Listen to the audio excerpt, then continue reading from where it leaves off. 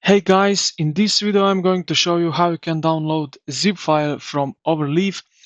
So let's go straight into it. Now open up your project. So enter the specific Overleaf project you wish to download.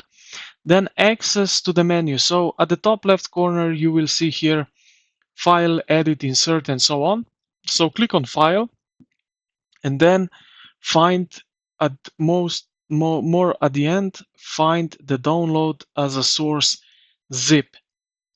Click on that, and as you can see, this will be downloaded as a zip, as you can see right here, zip file. Now the other thing how you can download as a zip, if you go here back to your home page, and here you will see under the all project, you will see project that you have. And here on the right side on every project, you will see some options right over here.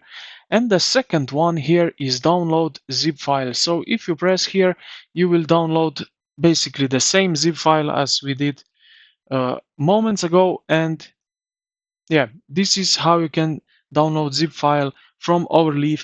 I hope this video helped you out. If you did, consider to like the video and subscribe to the channel. Thank you for watching, and I will see you in the next